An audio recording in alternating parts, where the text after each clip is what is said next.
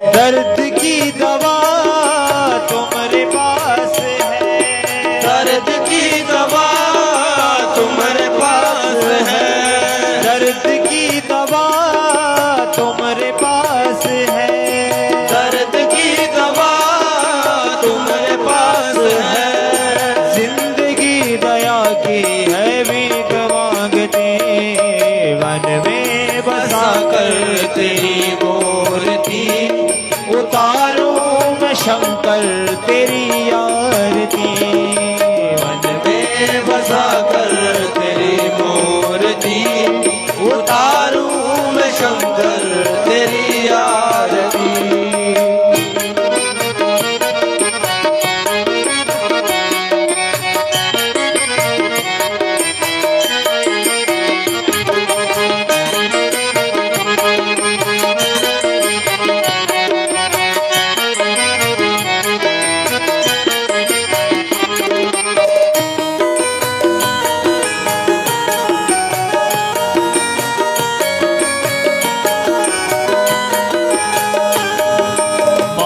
तुमसे क्या यही मैं सोचूं मैं भोले, जिंदगी जब तेरे नाम कर दी है अर्पण।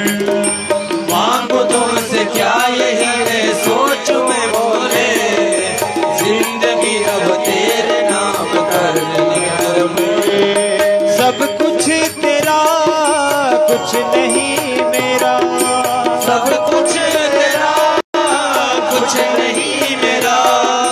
चिंता है तुमको भोले संसार की, मन में बसा कर तेरी मूर्ति उतारूं मैं भोले तेरी आरती। मन में बसा कर तेरी मूर्ति उतारूं मैं भोले तेरी आरती।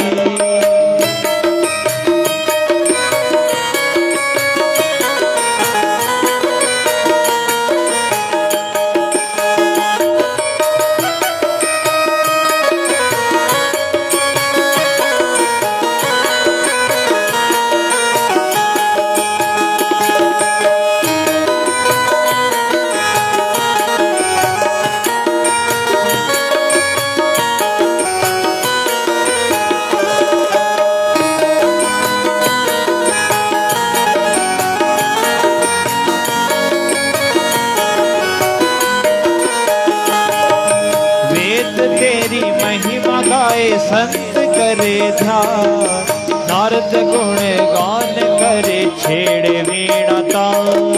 वेद तेरी महिमा गाए संत करे ध्यान, नारद गुण गान करे छेड़े वीणा तान।